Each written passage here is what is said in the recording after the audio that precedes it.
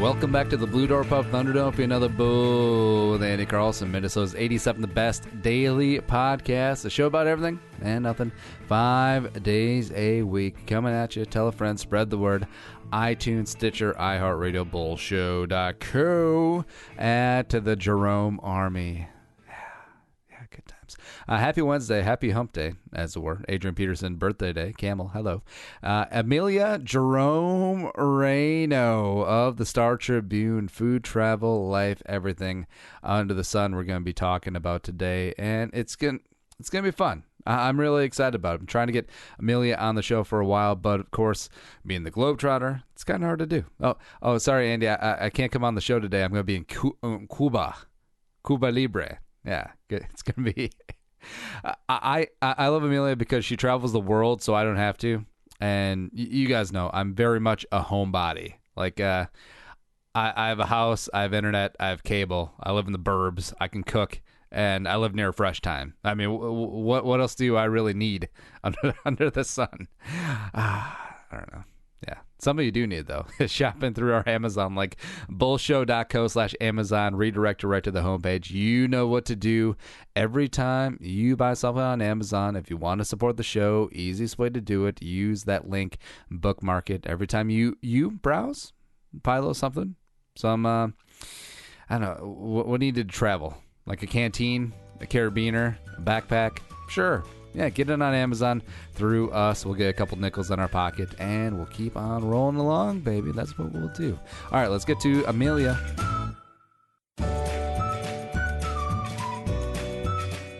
Welcome into the Blue Door Pub Thunderdome is Amelia Rayno, food and travel writer at the Star Tribune. Hi, how's it going? Hi, it's going good. You seem giddy. You seem excited. I'm giddy because I've been in the office for 11 hours, and now I have a beer in front of me. So life is a lot better than it was. Wait, so it's not because you're sitting across from a local digital audio legend. Also, I am about to be on the legendary Andy Carlson show, and frankly, I've been looking forward to this for a month. Oh. Yeah. Hey. Well, I did have to book you out a little ways in advance because your schedule is... eclectic? Can we say that? Yeah. I like that. I'm going to start telling people that. I have an eclectic schedule. Yeah. Very important. Just a small trip to Florida with all the other writer jabronis for spring training. It's good. Follow Amelia on Twitter and Instagram. She's an Instagram legend. I think that's fair to say. At Amelia Rayno, both spots. Also the food blog, travelingoutabounds.com. So many legends being thrown around early on. Well, I don't just let the listeners understand, what exactly they're listening to. Well, I don't throw the term legend around liberally, but I just did a bunch, but that's okay. That's okay. Wanted to have you on talking about food and travel because you're living like every single college journalism anybody's dream job, essentially. Yeah, I have to agree with that. I cannot deny that. I'm living my own dream, that's for sure. I have been lucky enough to cover both sports and now travel and food, and I feel like I tell people sports. You mean basketball? Well, okay, I covered some. I cover other sport. Shade. Is that an indictment on the game, or is that an indictment on the Gopher? I kid. Mr. Naismith, that Canuck, that dirty Canadian, was a wonderful man, and he created a fine sport. Yeah. Well, it was fun. I got to cover all the bad years, and then they got really good as soon as I left, so that was hilarious. Let's actually pause there. Let's start at the beginning. So, where you're from? Okay. Where'd you go? What'd you do? From North Carolina, Raleigh, born and raised. And, so Wolfpack. Well, I actually grew up an UNC fan. Oh. They're like 15 minutes of each other, Raleigh, Durham, and Chapel Hill. So happy day for you. So, I will say I'm not the way that the team is currently constructed and maybe some of the leadership. I am not as great of a fan as I at one Roy time Williams was. is pretty polarizing. Yes, that's a good word. Polarizing not at the level of Art Briles, but he's up there. He's up there. Yeah. And have you ever followed, as a side note, his Twitter account? if not, you need to do this. Wait, does he have an actual Twitter account? No, it's like it's a farce, but it's amazing because he just uses all these like dad gummit them boys, blah blah blah. It's wonderful. Which is kind of sad because you've listened to him enough. I'm all tangled up with the wire here. If you've listened to him enough, it's truly wonderful. Which is kind of sad because growing up, I was a pretty big college basketball fan when they hung around for more than a semester. And, Roy Williams of Kansas, Paul Pierce, and Rafe LaFrance, and Jacques Vaughn. Like, those are some good teams. And he went to North Carolina. I kind of lost track of him. But with the recent academic stuff and the scandals and also a couple of things he's back in focus. Yeah. But did you know that last night was his 100th NCAA tournament game that he's coached in? Isn't that mind-boggling when you think about that? Well, he was in Kansas for so long and Carolina, so, I mean, he was kind of handed some gifts. Because you have a max of 6 per year, and that's pretty good. That's pretty good. Yeah, so he's okay at that coaching thing. But there's a reason why he got almost $1 million in tournament bonuses, and his kids got a T-shirt. Right. And a little piece of nylon net. Good job, buddy. They're just good boys. Yeah. They just love basketball. Yeah. And a degree that's not worth toilet paper once they dig into it. We don't like to send the basketball players to class. Well, who was it? I think it's Dan Dockich put out like a completely asinine tweet that said that the kids are basically part-time employees and they get the equivalent of $60,000 a year. And it's just like, I mean, that's another debate, but I kind of agree. I mean, I do think they are treated a bit like employees. Yeah. They have a job. I mean, their job is NCAA basketball. NCAA makes a lot of money off of it. I don't really know what the solution there is. That's like a whole nother show. It's almost gotten to the point where the paying college athletes, it's almost like abortion, where it's like a World War I battle. You're in your trenches. There's a no man's land, and no one's crossing sides. Right. It's gotten to that point. Also, that actually applies to a lot of political debates nowadays, but I digress. It's true. And also, I just don't think there's really a good solution. I mean, if you're not going to blow up the collegiate model altogether, and if you're going to try to make it fair across divisions and sports and things like that, and if you're going to continue to make it educational in any way, shape, or form, I mean, I think you just have to take it away and make it a club sport at that point, and stop calling it college basketball, college sports, whatever. So I think that might be the future. Maybe, yeah. Especially with money does amazing things. Yeah. It's amazing how many changes are possible when you put some dollars down on the table. Yeah. And people who come in as basically just school administrators and then become like organized crime leaders, right? Which is what Mark Emmert is. I mean, someday there's going to be like an amazing movie about the NCAA and this like funny past of basketball when it is in the future when it's club. And there's a movie like that about FIFA that came out. Yes. There's a notable actor, like the guy from The Usual Suspects was United Passions, which was just complete propaganda garbage. Yeah, Tim Roth. And, Gerard Depardieu and Sam Neill. Yeah, the amazingness of technology. I'm going to have to watch that. Yeah. So right now, gun to your head, you had to decide. Amelia, well, not gun to your head. Seriously, so violent. I know. They just really wanted you to determine, fix this. Amelia, fix this, pay athletes, not pay college athletes, fix it. What would you do? Oh, really? You're calling on me to do it? Yeah. Well, I took the gun. All these people have failed. I took the gun away. It's all right. But I'm going to solve it. Oh, thank you for taking the gun away. Yeah. I think you got to change the model. I think you got to do what we just talked about. I think you got to make it club sports. Yep. Semi-professional or whatever, or just lower level professional stages, and make school about going to school again. But the flip side of that is, are you going to have all of these athletes? Are they going to get any kind of education? Probably not, unless they get it afterwards. And then if you still have, the same talent level, which you would have to assume as you have right now, just the vast minority of them are going to move on, to make money to make more money in the sport and play, at the highest level. And so, that's not ideal either. Take this gun away. I don't like this gun. I already took the gun away. All right, now I don't know what the answer is. Hear me out about this test balloon.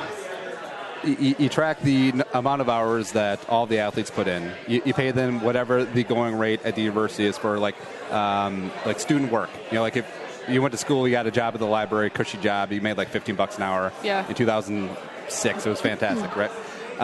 Pay the athletes that for the time that they put in, and they can either take that now, they could escrow that and earn interest on it until they graduate, and then they'll have a nice down payment for a condo ready to go. Or, I already hate my idea. Yeah, I mean, so are you doing this with every student athlete? Every sport across the board. Oh, and also let athletes seek out outside sponsorship. Okay, well, that would be a good start. I mean, that one's also, there's, that's tricky, but I think that if you could only allow outside sponsorship, people can... because the The unfortunate thing is some athletes are making the school a lot of money, and some of the athletes aren't making the school any money. Some of the athletes are just draining money. So if you're going to put it under the collegiate model and you're going to call it that, it feels a bit hypocritical to let some go after, make all this money on sponsorship deals and stuff like this when no one else can do that. But it's not a fair world either. I mean, it's not fair with scholarships. It's not fair that some teams are making the school money and some aren't. I don't know. Yeah. We're supposed to be fair at schools, but I don't know if that's not a solution. Fairness is our current model, our current very flawed model. Or at least give the kids an opportunity to get their education, say they leave school early, or come back and get an actual education. Well, a lot of schools do that. Yeah. Because, was it the one and dones only have to be eligible fall semester, and they don't even have to go to class in the spring? Yeah. Which is messed up, but I understand it. I don't agree with that either. I think they should just be able to go straight from high school if they're so talented. I mean, it wasn't like people were flooding from high school to the pros. It's a very select few athletes that are able to do that. All right, and if they're a Kobe, let them go be Kobe. You know what I mean? Yeah, we don't need more Kobe's. Well, on the court, we could use plenty more Kobe's, but the rest, nah. All right, so we need to check out of this, otherwise this could be a whole show. Yeah. But smooth segue, March Madness, the beer bracket. Okay. Very hot. Got a lot of attention. Tell me about it. I started out thinking about just something that we could do because I am a sports nerd, and I wanted to acknowledge March Madness in some way in my new role. And we were trying to just figure out what to do it with, and I ultimately decided beer because I don't know if you've realized this, but people are super passionate about their beers. Wait, hold on. Achoo. 2 more breweries just opened up down the street. It's great. Really? Which ones? Just as I sneeze. Scoop. Oh, okay. I see.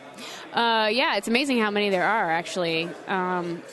When we had people, it was all reader voter based, and we had readers vote for like their top favorite breweries in the state to get our field initially, and people sent in 123 different breweries, and that's crazy. That's not even all of them, but that's how many somebody is drinking with a passion. Who was someone surprising that was left out? Somebody surprising that was left out? Yeah, that went to the NIT. It's like, this is 2.5 weeks ago that we're talking about, so I can't. If only I had some sort of box in front of me that could bring up all the information in the known world. Yeah, bring it up. Bring it up. StarTribune.com/beer bracket. But we had a field of 16. I'll just talk while you're doing that. We had a field of 16. Next year we're going to do it again because we ended up having more than 57,000 people vote, which is a little bit mind-boggling to me. I kind of, when we were having our initial conversations about it, and got to tell you, not everybody in our features department is especially sports inclined, believe it or not. But they are beer inclined. But I had to tell people will vote. I promise somebody will vote. And we had 57,000, so we're going to do it again next year, and I think we're going to do the whole shebang, like 64. Yeah. And I think we're going to make it, instead of breweries, we're going to make it individual beers. Oh, that'd be good. So we'll have people nominate the beers that they want, and we'll come up with our field that way. And then we're thinking even like doing our regionals based on styles. We can have like a Belgian regional and like a dark. Ooh, have a Gulch region. And we might even, to be really controversial, because we love controversy, have like a Wisconsin regional. What if a Wisconsin beer won it all? I mean, there might be fires in the streets, turned cars. Well, there are a lot of voters in Hudson. All right, so it looked like Shell's won as a 9 seed. Shell's won as a 9 seed. Some people may have argued about how much of an upset that truly was, but in our bracket, according to our reader votes, they were originally a 9 seed. Yeah, they took down the number 1 seed. They took down Surly. They took down Bent Paddle, who was our number 2 seed. So there was like some pretty serious drama in this tournament, in this beer tournament. Also, I don't know. Castle Danger coming in hot. What? They had some loyal following. They were the runner-up. Yep. And they had some pretty serious. We don't have like the percentages that they won by on our bracket here, but they like destroyed some of their matchups. Yeah, I'm kind of I'm sad. trying to think of the teams that were beyond the 16. Yeah. But I mean, like, we've got like another interesting one. Copper Trail. Yeah. Have you heard of Copper Trail? I have not. Oh, Insight Brewing didn't make the field. Insight? Yeah. You're right. So Insight was one of them. They won the NIT, though. They probably won the NIT. When this gets really big, we're going to have an NIT. We're going to have a secondary. Oh. And then have a CIT. It's going to be good. Yeah. And then we're going to have a, what's the .com one? Oh, gosh, I don't even know. Yeah. We're going to go down there. Now, down that road. Is it torturous talking about this much beer because CBI? There we go. You don't get to have any. Yeah. It's a little bit torturous because we had a lot of beer sent to our office. Yeah. A lot of beer. I gave it to our designers. Yeah. I gave it to our digital editors. I gave it to our photographers. And I was like, going home empty-handed. Yeah. There's so much you had to give it to the newspaper delivery boys. Yeah. Like, here you go, Johnny. Right. Here to the janitor. Take some beer. Do kids still have paper routes? Yes, they do. Wow. Well, I don't know. That's awesome. You know what? I get my paper from like a 65-year-old man. Yeah. So in a van? Yes. Because I feel like that's way more common. The guy in the van driving around. Maybe they don't have paper routes anymore. Maybe you're right. Because here's the problem is it used to be like I had a paper route when I had a couple paper routes when I was a kid. That was the very early beginnings of Amelia's tenure in the newspaper business. And you walked along the streets and you threw a newspaper at every house because what weirdo didn't get the newspaper? Yeah. But now it's like, okay, you got one here, and you got one like 6 blocks away. You got one in Brooklyn Park, and then you got one in Brooklyn Center. One in Brooklyn Park. So we got to book it. It's got this one guy who's doing all of Minneapolis. I'm painting a really terrible picture, but everybody please go subscribe. Everyone's on digital. Yeah. Everyone's on digital, but that's killing us. You know that, right? Well, just because the ad rates are a fraction of what they were in print. Yes. Microscopic. Yeah. But you are gluten-free. I'm gluten-free. But not because you're trying to be cool. It's because I am super cool, so let's not be mistaken about that. Yeah. But no, I'm celiac. Found out in 2012. And I was actually super excited, believe it or not, when I found out because I was really sick. Yeah. I thought I was really sick. I thought I had something really bad and scary. And I was going through testing for like a year. And then it turned out... What did you think you had? I mean, they were testing me for all kinds of, like, MLS and all kinds of... Wait, the realtor listing? Like, multiple sclerosis? Oh, that's my bad. Yeah, all these, kind of like scary conditions and degenerative stuff. And what were your symptoms? Well, I had before WebMD, like what were your actual symptoms? I had very wide-ranging symptoms, and the thing that's tricky to diagnose about celiac is you can have this very varying symptoms. The symptom that most people have is stomach issues, obviously. And I had that, but I had so many other symptoms that I think it distracted my doctors for a long time. So, and I think I also didn't really get serious about going to the doctor regularly until I was really sick. So the fatigue was actually the worst part of it for me. That was like a dark phase of my life. I would just go to work, come home, and sleep, and I did nothing else because I was so exhausted. And was this when you were covering the Gophers? Yeah, it was like early on. And it was I think it was my first or second year on the beat. It might have been my first year on the beat. Terrible timing, really. Maybe the team was just so bad that it just put you asleep. Right. They gave catatonic. me celiac.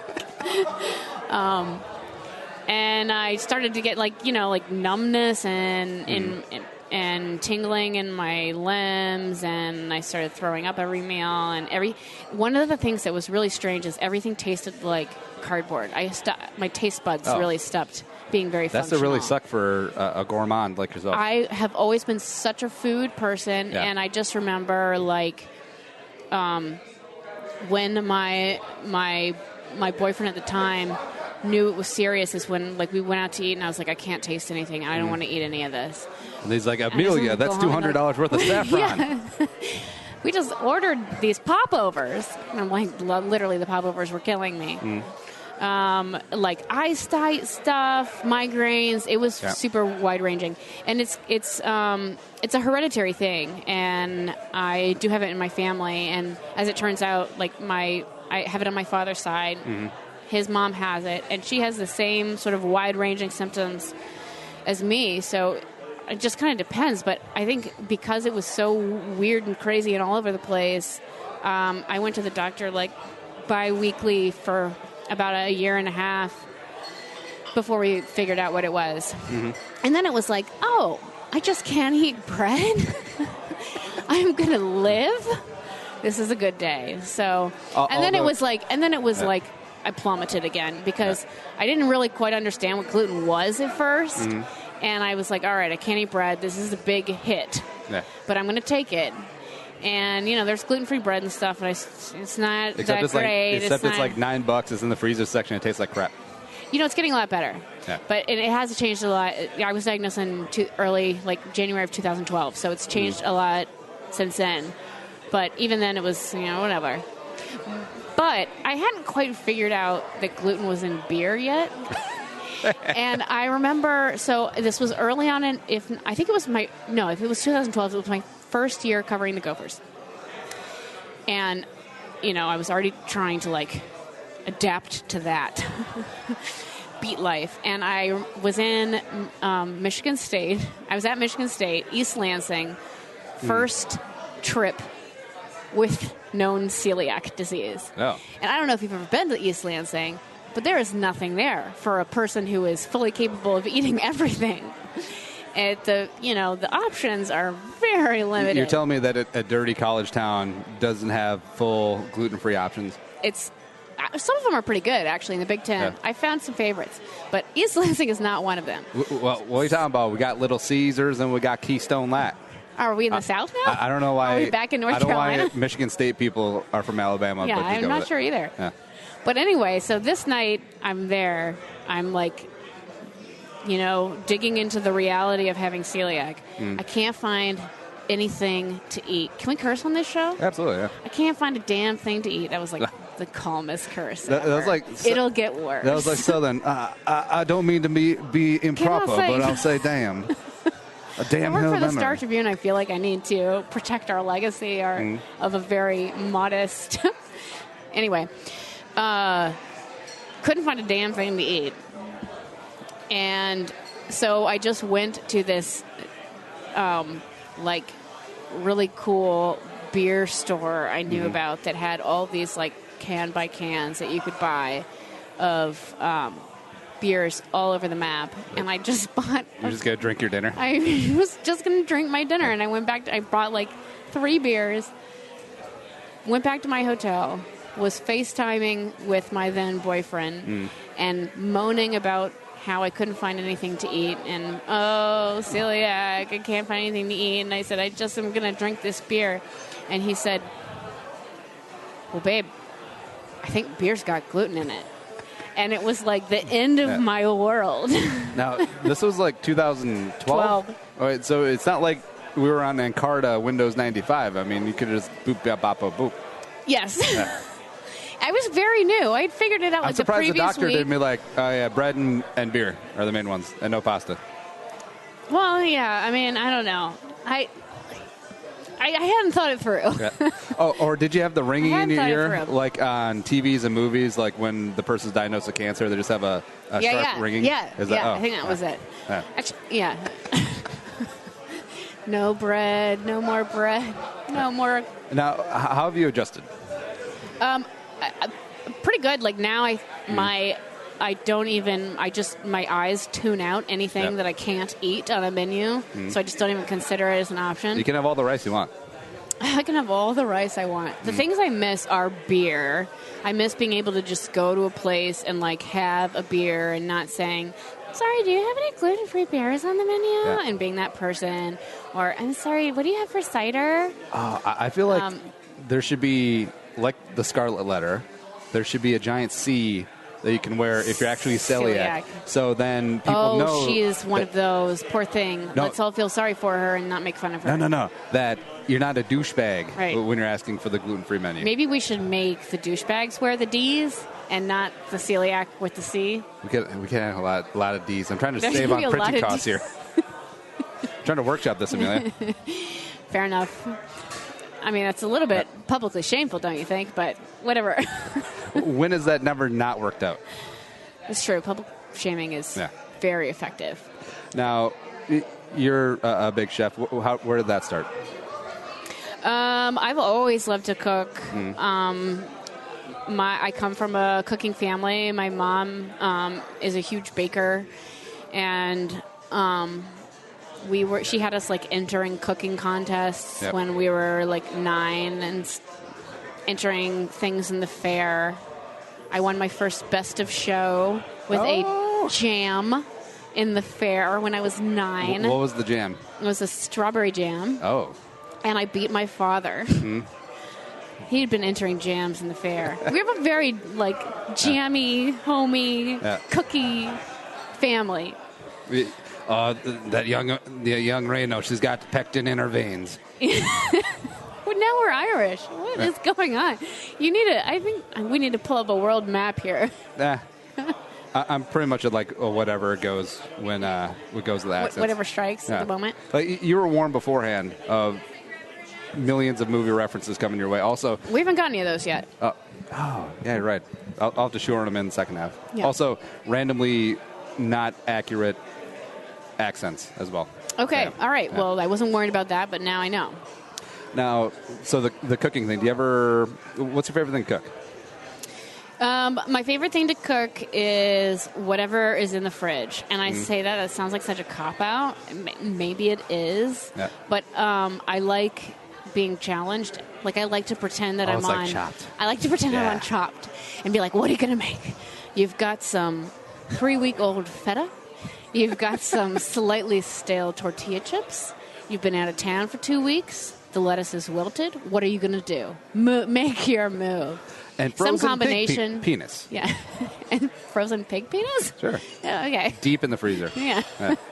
Don't know why I bought that one. It was a gift. I bought that one while I was drunk. It was a gift from those people who love me. And there's something therapeutic of when you're cooking, just completely clearing out the fridge or just using whatever you have on hand. Yeah, I'm obsessed with like clearing out the fridge, and I think that's because growing up we had an overstuffed fridge. Yeah.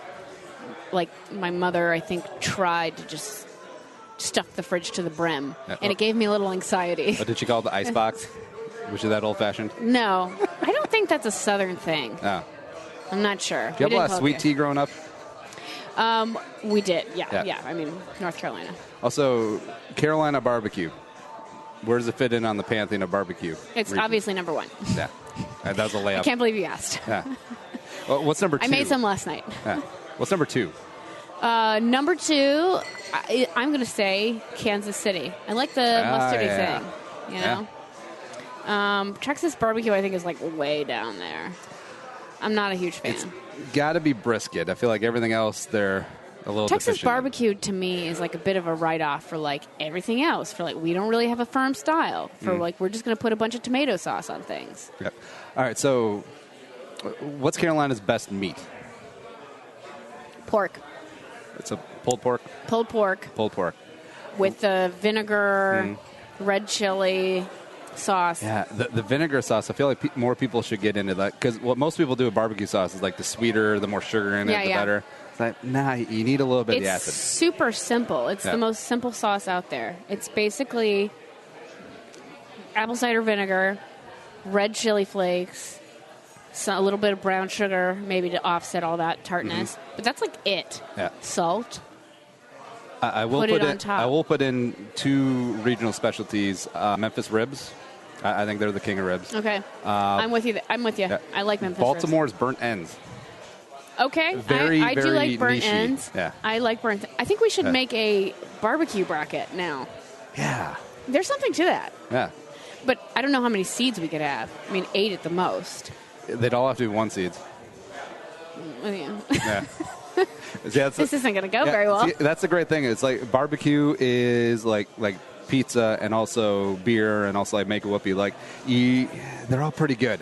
Yeah. There's no 16 seeds all up in here. Well, you have to seed them, but you can seed them by voting. You know. I suppose. But then the problem is, where are you doing this? Because if we're doing it here, what do you think the leaning is here? It's not going to be North Carolina. It's not going to be Texas. Maybe Kansas City or maybe Texas, because that's like the most. It might be. That's the most passed around, versatile barbecue. Yeah. That's the stuff you get in stores if you go to the. Although Texans would probably slice me for saying that. That's the stuff you get in stores? Yeah. No, it's not, Amelia. Oh, that's the guy who gets his salsa from New York City. Yeah. New York, you remember those? Yeah. That was a great commercial. New York City? Now, so get back to this, Sally. What's the thing that you've adjusted the most in your cooking? Or is there something that you miss that you come to replacement? To like gluten-free stuff? Yeah. Well, I try to make everything that I can't get when I'm out at home.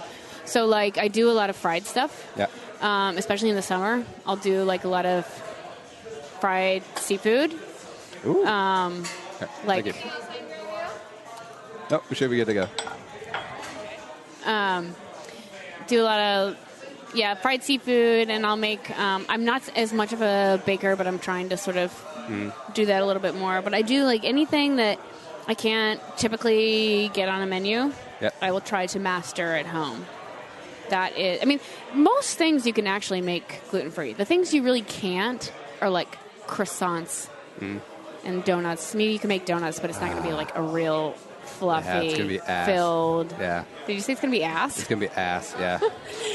Well, they've got like those like spongy, I think they call them cake donuts, but they're not like the powdered sugar cakey donuts that you had out of a bag growing up. Plus, there's always something They're like missing. Spongy. Well, there's definitely something missing. It's gluten. Yeah, it's like it's like when you look at Ben Affleck and Casey Affleck. Yeah. Like Ben Affleck is all put together, and I know Casey Affleck won an Oscar, but whatever. Here come the movie references. You just look at him and be like, it's pretty close, Almost but there. there's something missing. Yeah. There's something not there. I mean, there's a lot of things that are not even pretty close. Like croissants. I tried. Yeah. I actually tried. Yeah. Those are hard. Anything with like a lot of texture is very hard. Anything French in my anything French. Yeah, in my cooking travels, like anything French is difficult to do. However, like pastry crust is pretty easy, and you can do a pretty good one. And like you can make a biscuit. It's not going to be the best biscuit you've ever made, but Yeah. We just had some deliciousness brought to our table. Amelia, what'd you get? You went customized. I went customized. Yeah. I have like a turkey burger with the works on it here.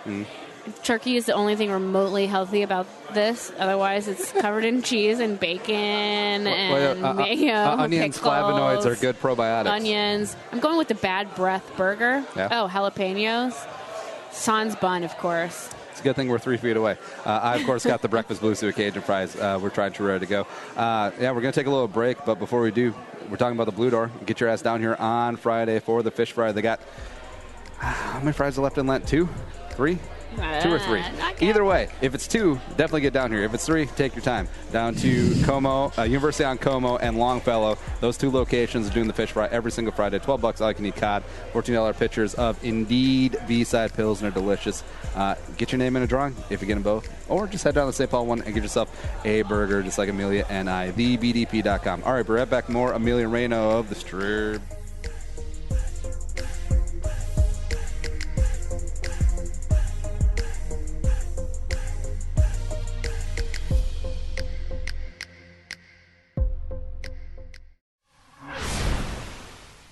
So 2016 sucked for the Vikings and also for a number of other reasons I heard, but it's okay. 2017 is upon us. Vikings fans, let's get going. All off season, Purple for the Win coming right at you through free agency, the draft, and OTAs and training camp.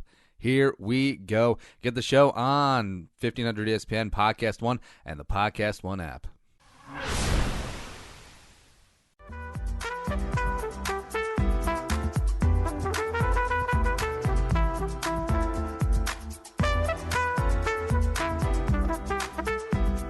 And coming back into the Blue Door Pub Thunderdome, we got Amelia Rayno in, and apparently we're going there. All right, so in a previous life, you think that you were a man. I was a dude. Expand. Well, some of this could get uncomfortable. It's okay. No, I have a lot of dreams in which I am a dude. And I feel like I have specific memories being a dude. Anything specific in her? You know, like, okay, so in what memories or experiences would it be obvious what sex you are? Like sex. Conjugal, yeah. Yeah, okay. So maybe some of that. Now... But so we've gone down a turn. Now, are you disturbed by it, or are you just kind of like? I used to be. That's pretty cool. And I'm like, well, I can see the appeal from the other side now. I like sports. I like whiskey. Maybe it all makes sense. I don't know. Do you have a time frame on it, or can you see like is there like player piano music in the background and sarsaparilla, like what do you mean West a time style? Frame? Like before I was born. Oh, all right. Well, like previous life. Yeah. Or like not like current. Like a Saint Marie de Mont brothel right before you head to the front lines. Oh, like what year is it? Yeah. No, that's a great question, but it does not feel like very long ago. You know, it feels like maybe it was in the 80s. Do you ever? No, that's when I was alive. Wait a minute. That's a really great question because I don't feel like there's not like a nice sepia tint on my memories, if that's what you mean. Now, ever since seeing the movie Inception, I've been trying to get into lucid dreaming where there's actually ways that you can do it where you like look at your hands never look right in the dream. And if you know that you're dreaming, then you can basically do like do whatever. It's like Grand Theft Auto on God mode. So you should do that. Like next time. I've tried that actually because I am a crazy dreamer. I dream constantly. I've talked to my doctor about it. That's how much I dream. I'm like, I need to stop dreaming because I wake up and it's like I've just lived out a movie. And then it's like I have to go to work now. Is it exhausting? It's exhausting. Yeah. It's gotten a little bit better. I am actually on some like meds to like make me stop dreaming so much. Melatonin? Melatonin doesn't do anything for me. There's a lot of people that melatonin has no effect on, but me, I can touch like 2 milligrams and it's bedtime for Gonzo. I have no problem falling asleep. And the other amazing thing is I just dream constantly, and the amazing thing is I can wake up from a dream, like go get a drink of water, go to the bathroom, whatever, go back, fall asleep, slip back seamlessly into this dream. Like the lady it's it's very movie-like. Mm-hmm. It is there's a full plot, there's detail. Yep. It's intense. So Martha Washington is just waiting for you when you get back into the dream. She's like, where have you been? And I'm like, George. I had to pee. Come back to bed, George, and cross the Delaware. I'm not always a man in my dream. Oftentimes I am just Amelia. But yeah, so I've had enough dreams of being a man, and also just like I feel like I have, those we kind of talked a little bit about deja vu on the break, and I have a lot of deja vu moments that I feel like not so much tied to being a man, but just tied to something I feel that I haven't felt in my actual life, like remembering an event that didn't happen. So I think, well, that must have happened in my old life. Like signing a Declaration of Independence. Yeah, like clearly. Stealing the Declaration of Independence. No, wait, no, he's alive. Okay, I am going to go ahead and break the news. I was Benjamin Franklin. Oh. In my last life. Benjamin Franklin, quietly very freaky.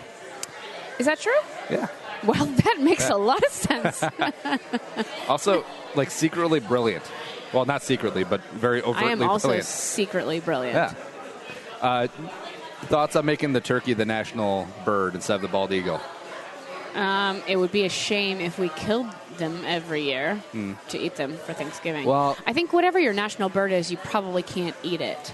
Well, so you have to take that. I just had a turkey burger. Yeah. Well, it's a federal crime to kill a bald eagle. Yeah. Which is they're also endangered, and they also taste terrible. But I want to be able to know that, firsthand. And so I'm really mad at Fatty Four Eyes Benjamin Franklin for denying me that luxury of killing a bald eagle with my bare hands and then roasting it over a spit. And how did Benny Franklin?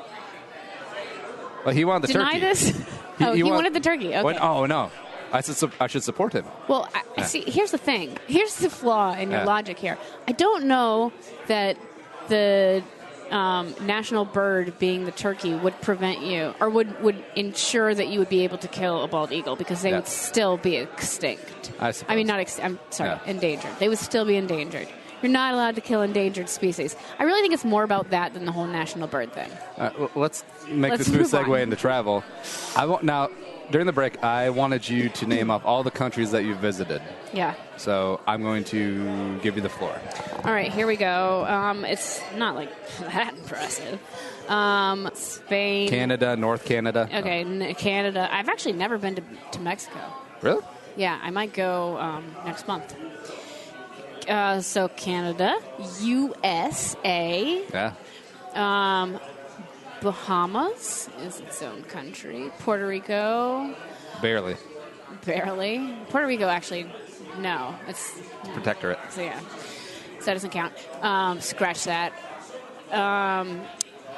Cuba. Moving over to Europe. I'm trying to think if there's anything else in the Caribbean that would count. I don't think so. Europe, we've got... Sorry, this is really slow. France, Italy, Spain, Switzerland, Iceland,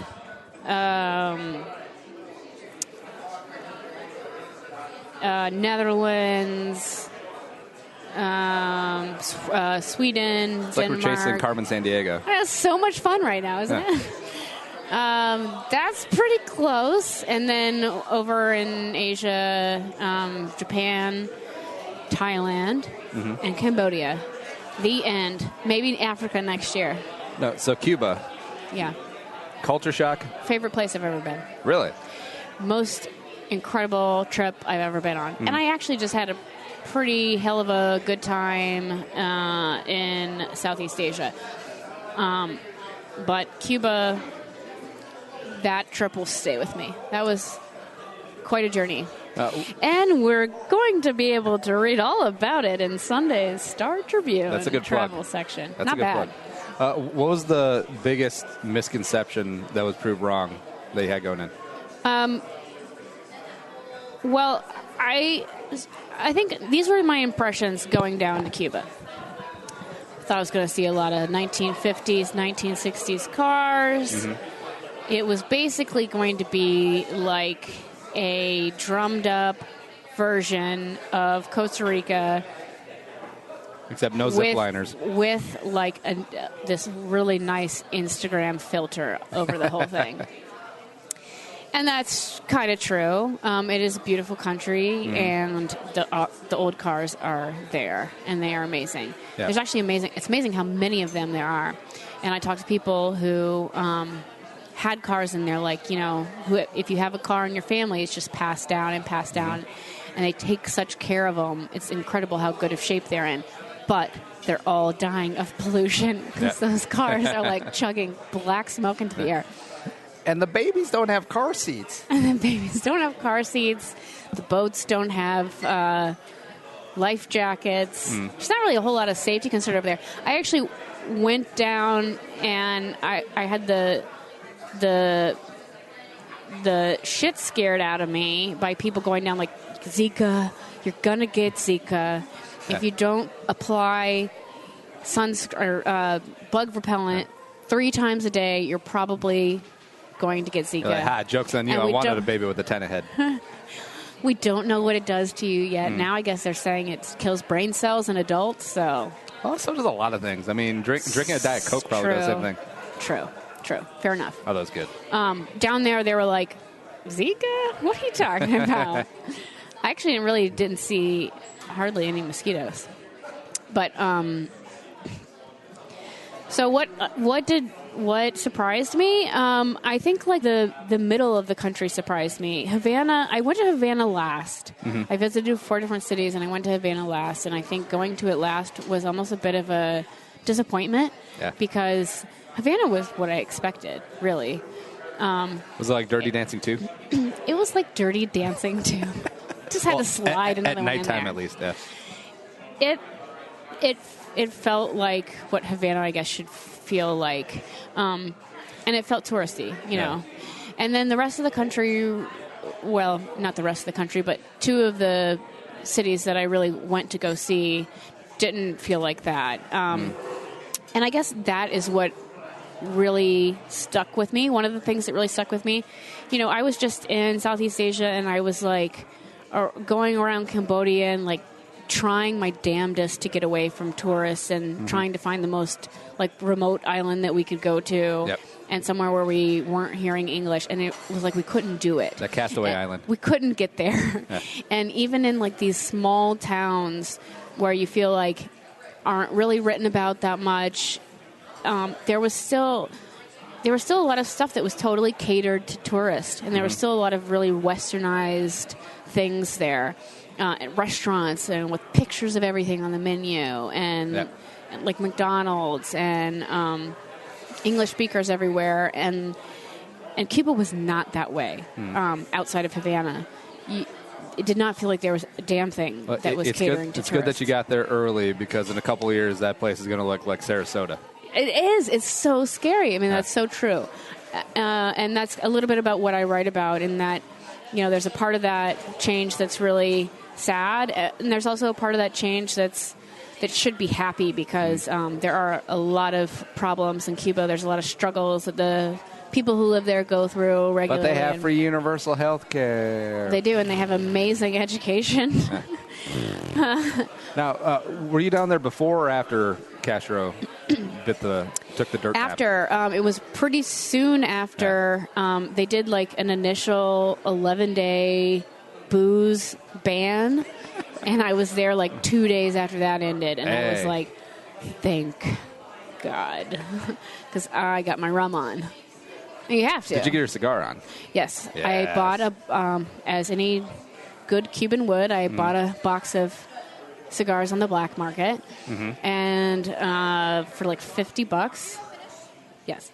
And took back a box of cigars, took back a bottle of rum, took back some coffee, all the staples, really. But so they had the 11-day period of no alcohol, thank God, was over. But they had, they still have a year of banned dancing. Well, no dancing. Was this Footloose? You're not allowed to celebrate or be happy because Fidel Castro is dead. And there were signs all over the buildings. You know, and keep in mind that I was there like within 2 weeks of his passing, and there were all these signs constructed everywhere that said "Gracias, Fidel." We did dance against the government wishes. Do you think that was sarcastic, "Gracias, Fidel," just like "Thanks, Obama"? It's funny because some of them just said "Gracias, Fidel," and some of them said "Gracias" in quotation marks. No, I'm just kidding. Oh, that's good. The Cubans are like Minnesotans. They're getting in on the passive aggressiveness. It's good. No, I think it's a really complicated relationship that a lot of Cubans had with Fidel. And I think a lot of that is generational. You know, some of the older generation, I think, does feel really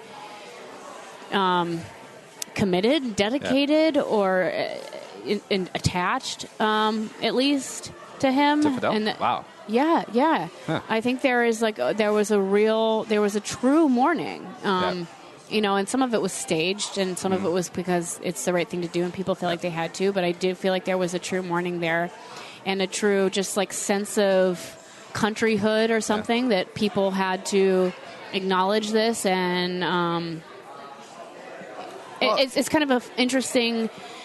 It's an interesting dynamic because for a lot of the elder people, when he came into power, people really thought that he was going to be their hero. Yeah. And I think maybe rather than, he was the hero before he got into all the atrocities. Right. Things like an Augustus or a Machiavelli has to do afterwards to shore up his reign. Everyone focuses on that as opposed to and now we're going to stay here for the next 7 decades. But the younger generation, I felt like, is not was a lot more skeptical of that, and you know, the younger people that I talked to were just kind of like, well, we're supposed to be sad, but we're not sad. You know? Not necessarily like down with Fidel and down with the Castros, but also being a little bit more hyper aware and sensitive, I think, of the position that they're in. You know, one of the interesting things about the people I met is I feel like they're very, very aware of pop culture and American culture. And Ricky Martin, he come down, he has all the women. Yes. And also at one point I was having dinner with some different guys, and they were like naming all of the American actors that they knew, which was just kind of funny because then you really had like they don't get a lot of movies down there, so you have like a really like heavy early 2000s influence. But I'm like, The Hangover. We like that movie. They haven't gotten 2 and 3 yet, so that's good. Yeah, right. Eventually they'll get those and they'll get over it. But they got Mel Gibson's Braveheart. It's like that Mel Gibson. Yeah, Mel Gibson. Good egg. I think he was named. But, you know, so I think that the younger generation is definitely hyper aware of the pop culture and to some extent, like, American life and in that way more aware of what they're missing and what they, you know, essentially can't have. You know, they're not, they can leave, but it is extremely hard to leave. Yeah. So. And you have to be good at baseball to leave. And you have to pretty much be good at something. Did you go? You pay a lot of money. Did you go to the baseball game? I did.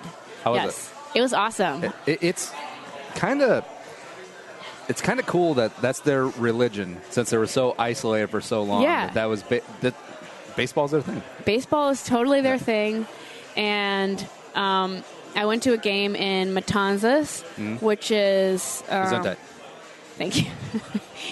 One of their baseball team is amongst the leaders, or was last summer or last winter. Yeah, they're the reverse season. Yeah. Amongst the leaders of the Cuban National Series. And it was pretty hilarious, actually. The heckling goes both ways at a Cuban baseball game. Oh, you heckle both teams? So you you heckle the players, and the players heckle you back. And Oh, that kind of explains why Yasiel Puig is such a dick. That could explain it. Yes, that could explain it. Right, because it's actually like the stands were pretty close to the field. Mm-hmm. The players could hear you, and they would shoot it right back. That's pretty awesome. It was hilarious. At one point, actually, one of the guys that was sitting next to me picked up a trash can that was in the stands and like held it over the overhang, was threatening to throw it on top of this opposing player who was in the on-deck circle. But the most amazing thing about that exchange was at the end of it, he like reached over the overhang and the fan reached down and they like shook hands and and they had a grand old moment. But it was pretty entertaining. Yeah. Smooth segue to Asia and food poisoning. Yes. How'd that come about, and what was the dish you think that did it? That came about by having a really long travel day and eating somewhere that I would have never normally eaten if I wasn't traveling with people, and they were like, "We're hungry." Arby's? No, it was a resort. I don't know for sure that was the place. There's also a chance that it was this tiny little shack in the middle of nowhere on this remote island, but I refuse to believe that was the case. It's the ceviche food truck, I tell you. Yeah. So I was traveling with a friend from Belgium, and we had met up with a couple of guys from Australia, so they were kind of heading in the same general direction with us. So we were traveling with them at the moment, and we sort of knew this. We were in Cambodia, and we were going to get on the coast somewhere, and we hadn't seen the ocean yet, and so we were going to find something on the ocean, but we didn't want like a super resorty place, and we wanted to find something kind of. You didn't want to go to Sandals, Cambodia. We didn't want to go to Sandals, Cambodia, and so we just kept on like following this thread of conversation that we would hear everywhere we went, and we just kept on like following it further and further, like off the shore. Like first, someone told me to go to Chinookville, which sounds like an American place, but it's actually a Cambodian city. That sounds like a euphemism. Like, and we're doing that. I'm taking my old lazy lady to Chinookville. I think it was like off the beaten path maybe like 3 years ago, and it's become on the beaten path now. And then so as we were like progressing there, someone else was like, no, what you really need to do is go to Koh Rong, an island off of Chinookville. That's where King Kong lives. Yes, Skull Island. Exactly. Yeah. And actually, that's where one of the Survivors was filmed. That's their claim to fame. Is that the one with Jimmy Johnson? I don't know. Haven't watched the show since. I have no idea how that show is so popular. 1995. It's been on for a long time. Well, maybe not 95. Truncated version of the story. I have a theory that CBS has high ratings because old people can't change their TV, and the default channel on most TVs is 3 or 4. And that's usually CBS? Mm-hmm. I digress. Go ahead. Okay. That's a good theory. Yeah. It's not bad. So then en route to Koh Rong, someone was like, no, there's this other island off of Koh Rong Samalong, that you have to go to. We're like, we're going to go to Koh Rong Samalong, and then we go to like the large village on that island, and as we were on our way there, someone was like, that's cool, but if you really want to see something, you go to the other side of the island, and there's just like this little fishing village that you can stay in. So we're like, we're going to get to the fishing village. But we had to take a boat into the larger village of Koh Rong Samalong and then figure out a way there, because there was no roads on the island. It was just jungle and a couple of villages around the beaches. Yep. So we had to convince like a fisherman to take us there in his little boat, and we had to like wade out into the water to his boat with our packs on our back. But before that, we were so starved by this point. We had flown from Siem Reap that day, and then gone to Chinookville, and then gone to the other island, and then gone to this island. So we were like, it sounds like the beginning of a horror film. We're hungry. Like yeah, Hostel. It does, right? And then we were desperate. Human Centipede. And so we went with this old man into his basement. No, I'm just kidding. Oh, that was legit. Like, you probably got more than food poisoning. Yeah.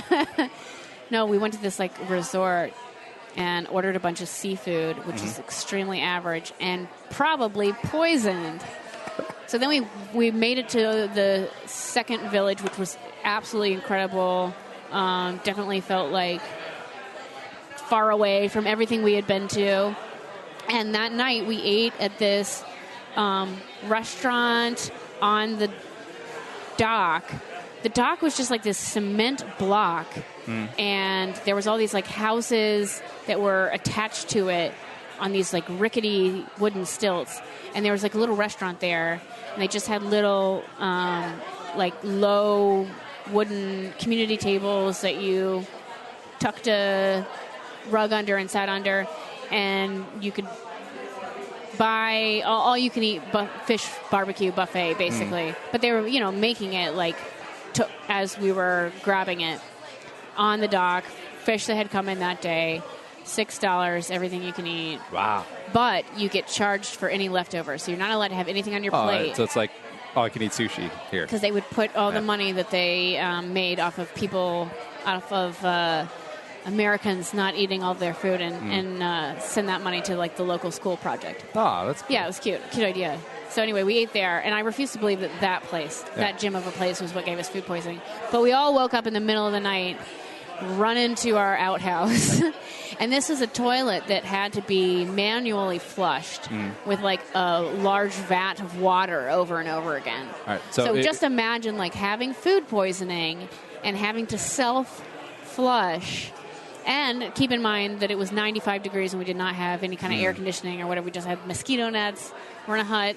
So we were like languishing the next entire day on these cots with these mosquito nets hanging over us, rushing off to our little outhouse bathroom, self-flushing. The only way that this could sound more like hell is if someone was trying to explain Game of Thrones to you at the same time. Like that would be hell. That would be Dante would come over and be like, "Hey, what's up?" While I was like in the bathroom being food poisoned.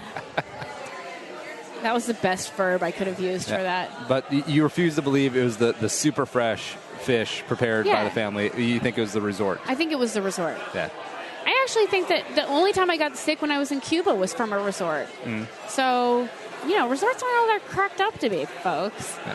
I trust people more than I trust, like, companies, you know? Well, maybe there's something there. Maybe there's care. I felt like there was care and time and concern put into the food that we had on the dock, and then the stuff at the resort. We were just nameless blobs that wandered through.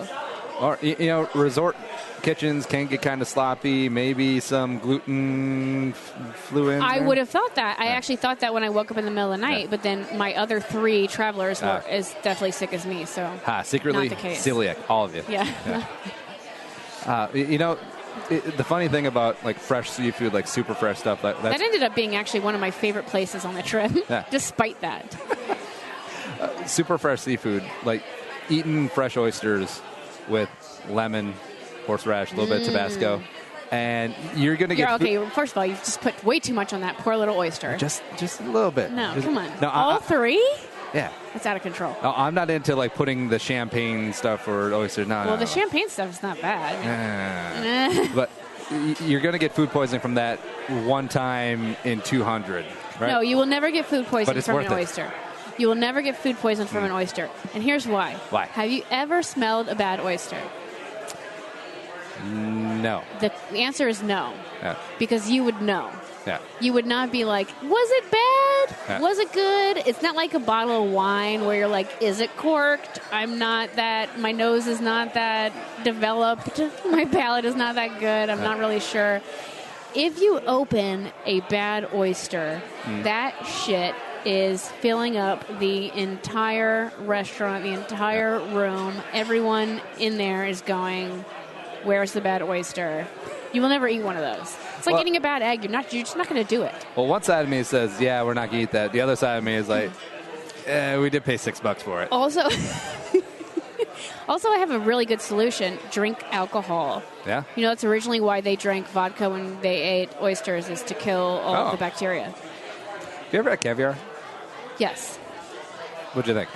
I like caviar. It's not really my thing.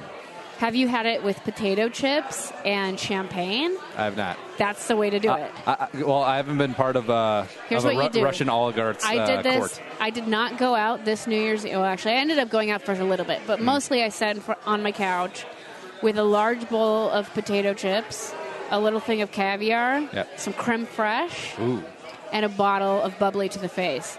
So you've got like your potato chip is your shell, You put a little bit of caviar in there, a little dollop of the creme fraiche on top, little now, and then pop that sucker in, wash it down with champagne, and I'll be damned if that's not one of the most delicious things out there.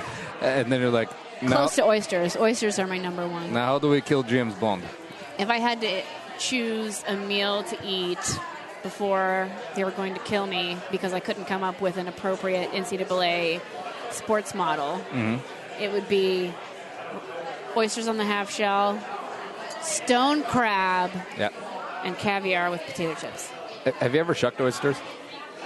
I have. Yeah. It is hard work. It's a bitch. It is really hard. I see that. I have to do it all the time on my old I'm not good at it. I mean, it's very. job. It's like it is a true art. You have to have a good glove, and you have to have a well-worn knife with a little bit of a curve on it.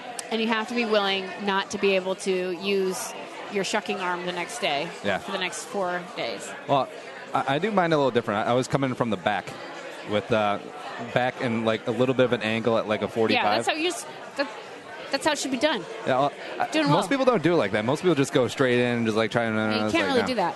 Yeah. No, you have to slice it in the tendon. It's like when you're separating chicken, like the leg from the thigh. It's better to get in the tendon rather than just trying to... Anyways. Yeah, get the tendons. Hit it where it hurts.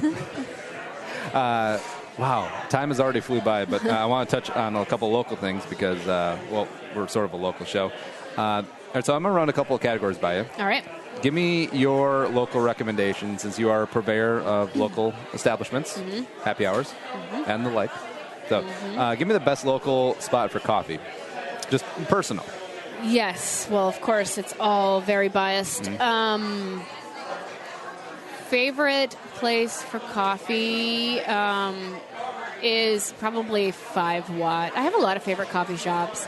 Actually, you know what? I might need to take that back. I really like the new Penny's downtown. It's on Washington.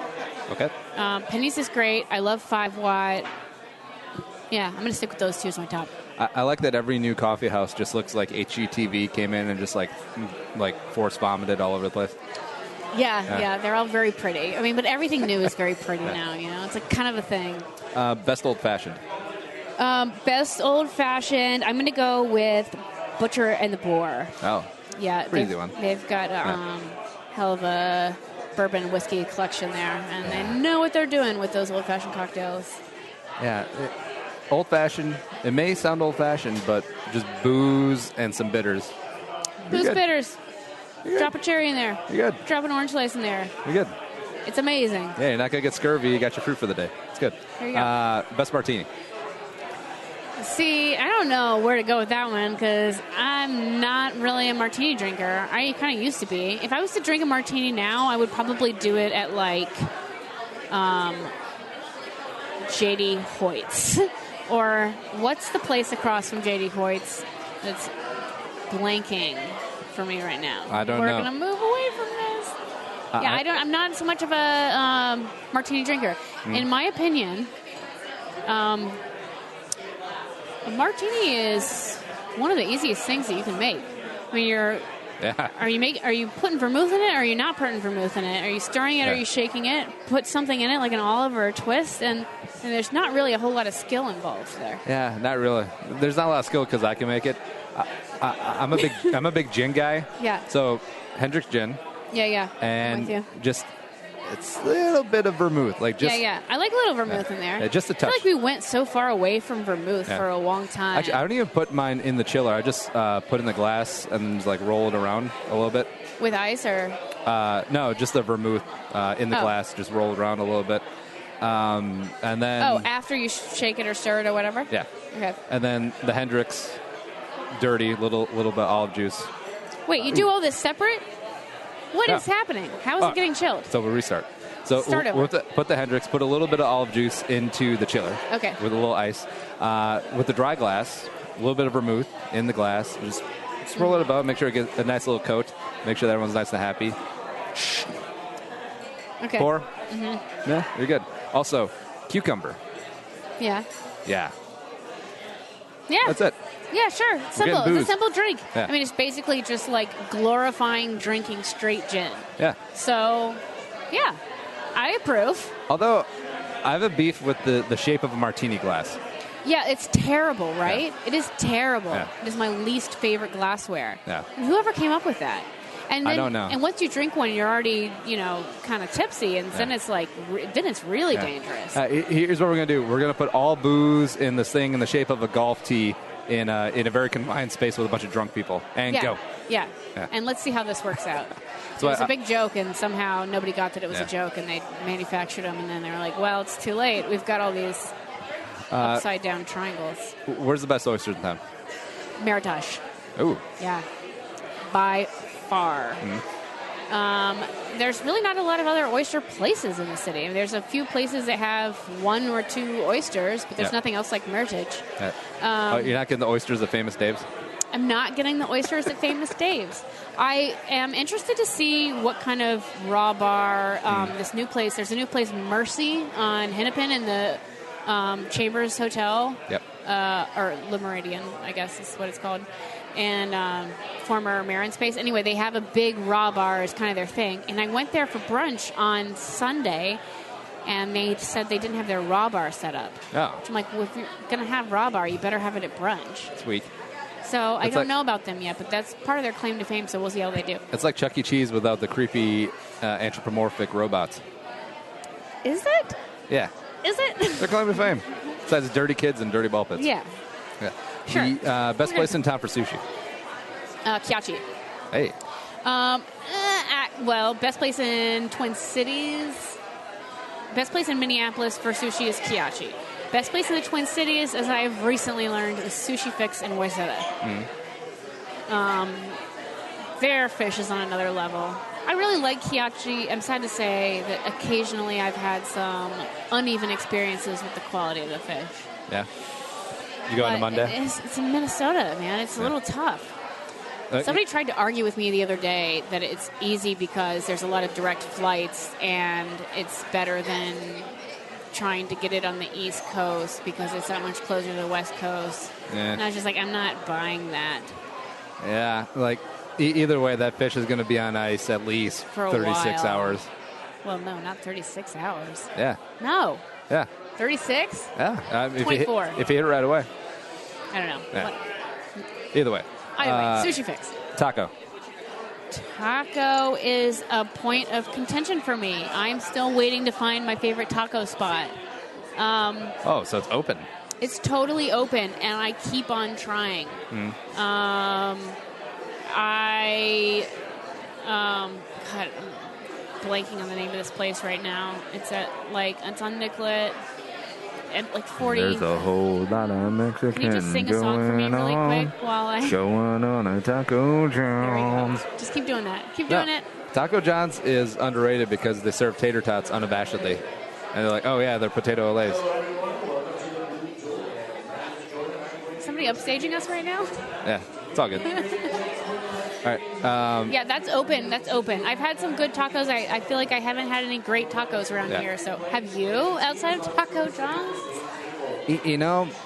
I don't really go out a ton anymore because of the whole suburbs and marriage and kid thing. Yeah. So I usually just make my own tacos. Okay.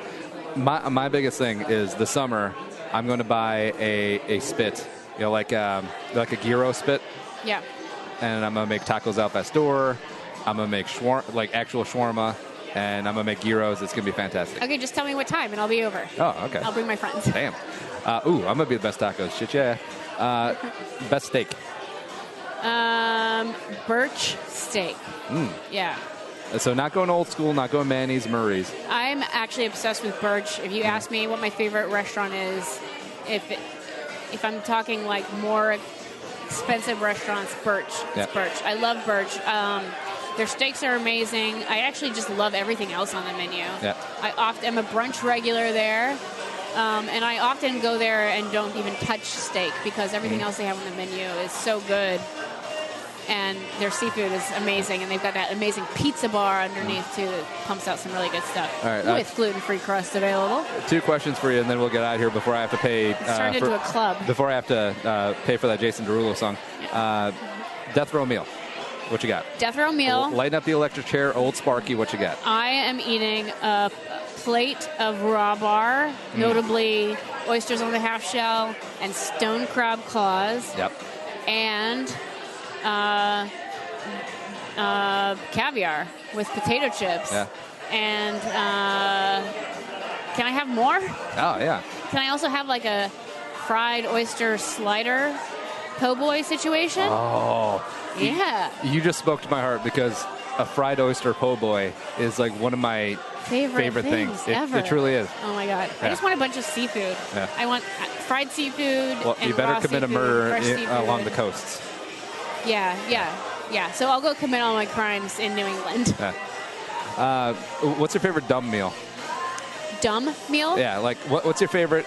Like this, it's really stupid, but it's the thing that I do. Like mine is from my childhood. Mm-hmm. Like every once in a blue moon, like Wonder Bread, Oscar Mayer bologna, like the manufactured American cheese and Mm-hmm. mustard. Like that's a dumb meal. Or it's like it's basic. It brings back good nostalgia, Yeah. memories. I don't know that I have one of those. No. I don't know. I'm like obsessed with eating and cooking and Yeah. You're too highbrow to have a dumb meal. My highbrow meal, my dumb meal is the caviar and potato chips. Well, I don't really have a lot of options for dumb meals either. As a celiac, I feel like it eliminates a lot of dumb ingredients. Oh yeah. But growing up, here's maybe a dumb meal. I used to go over to a friend's house to play Mario Brothers on her computer, and her dad would always make us Ritz crackers with slices of cheddar cheese and pickles, and they were like hors d'oeuvres served that way. Pickle cheese crackers. Hey, there's your dumb meal. Yeah. We discovered it. So there it is. I haven't had it since. What's coming up? Give yourself another plug. Well, Cuba. Again, let's just do this. April 9th, this coming Sunday, in our travel section. And then shortly after, we're going to have, I'm not sure when yet, but I'm writing a story about Milwaukee, which you were kind of laughing at me before the show for being obsessed with Milwaukee. That was Milwaukee. She's a shill. I love Milwaukee. I totally hadn't been there in 5 years and was pretty excited about all the change that has happened since then. I was kind of overwhelmed by the cocktail scene there. Oh. And I did my best to discover every cocktail. Well, they obviously have to drink because they're like, we're in the Midwest. we're not in Chicago. We're not in Chicago. Yeah. So I'm going to be writing a story about Milwaukee's happening cocktail scene. That's coming Awesome. up. Amelia Rayno, time flew by. Love to have you on. We'll have to have you back on again so we can cover that. We haven't even talked about Bigfoot, so that's a whole other show. Oh, we will get to that. Yeah. Yeah, Okay. it's another excuse to have you back. Follow her on Twitter and Instagram at Amelia Rayno, all one word, Star Tribune. Hey, thanks for coming on. Awesome to be here.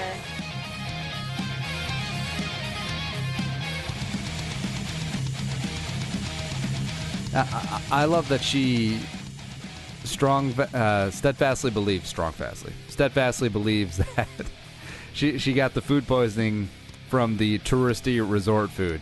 That would be fitting because maybe the stomach acclimates to just really fresh, really small batch, really homemade, really made with love food. And once you go someplace that's a little bit more industrial, commercial, maybe the stomach is just like, nah, get out of here. But we're out here for a day. We got Erica Fernandez of Black Sports Online coming in tomorrow for a quick little chat. It's going to be a lot of fun. I have fun with all these chats. Like, I've never had a bad interview. I've really been fortunate in that aspect, and was going through all of the Purple for the Win interviews, all the interviews on Bull, and all the guests on Football Convos from back in the day, and I just never had a bad one, because I'm not really a people person, but when I'm just talking one-on-one with someone, I feel like I can get a lot out of them. Like, I can get to know them. I can steer the conversation to interesting areas where they have a strong opinion one way or the other, or somewhere that they want to go. I just don't ram talking points and an agenda down people's throats. Well, hopefully not. Yeah. Something you should jam, though, is Josh Pelto. Remax Preferred. If you're buying or selling, I'm going to use Josh as the podcast makes bajillions of dollars. And then we're going to be upgrading to YZ. That's how we're going to roll eventually down the line. I'm going to use Josh, and hey, he's great, always maintains contact, and makes it really easy if you're buying your first home or if you're upgrading, just like Andy. No, I'm just kidding. I love my house.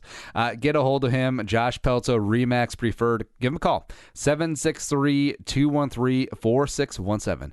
One more time, 763-213-4617, or shoot him an email at josh.pelto, Pelto, at remax.net. All right, zipping on out of here. Thanks, producer Allie, for making that sound so stupid today, except for right there, where I just completely butchered that one. iTunes, Stitcher, iHeartRadio. Check out our YouTube, putting up daily content on there. And, of course, the Facebook page is very important, facebook.com/bullshow. And tell a friend, baby. Get out there. But for Amelia Rayno, I'm Andy Carlson saying annyeong, sayonara, and bye-bye. Talk to you tomorrow.